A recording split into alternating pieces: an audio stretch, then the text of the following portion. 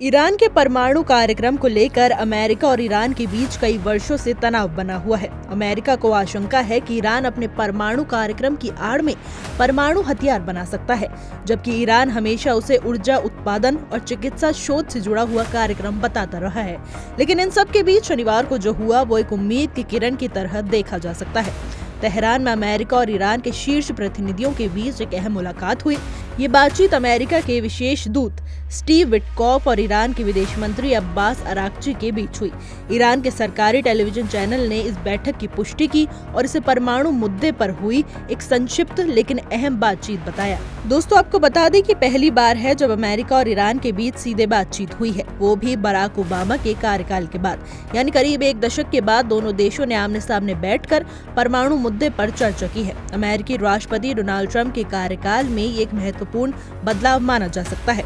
बातचीत की शुरुआत ओमान की राजधानी मस्कट के पास एक शांत जगह पर हुई। बातचीत दोपहर करीब 3:30 बजे शुरू हुई और शाम करीब 5:30 बजे तक चली। यानी दोनों पक्षों ने करीब 2 घंटों से भी ज्यादा वक्त तक एक दूसरे के नजरिए को समझने में लगाया। अब इस बातचीत को लेकर दोनों देशों की प्रतिक्रियाएं भी सामने आई हैं। व्हाइट हाउस ने अपने आधिकारिक बयान में इसे बेहद सकारात्मक और रचनात्मक करार दिया। बयान में ये भी कहा गया है कि भले ही बातचीत में प्रगति हुई है, लेकिन जिन मुद्दों का हल निकालना है वो अभी भी बेहद जटिल है।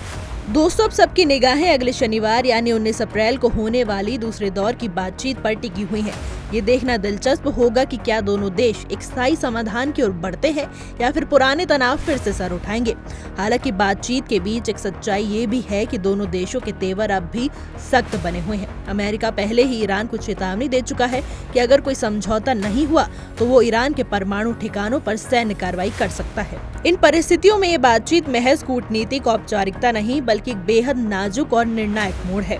अगर ये वार्ता सफल होती है तो सिर्फ अमेरिका और ईरान ही नहीं बल्कि पूरा विश्व इससे लाभान्वित होगा, खासकर पश्चिमी एशिया के लिए जहां वर्षों से अस्थिरता बनी हुई है। दोस्तों, अब देखना ये है कि क्या 19 अप्रैल की बैठक दोनों देशों के बीच बनी ये ताजा गर्मजोशी को आगे बढ़ा पाएगी या फिर एक बार फिर ये रिश्ता पुराने तनावों में उलझ जाएगा।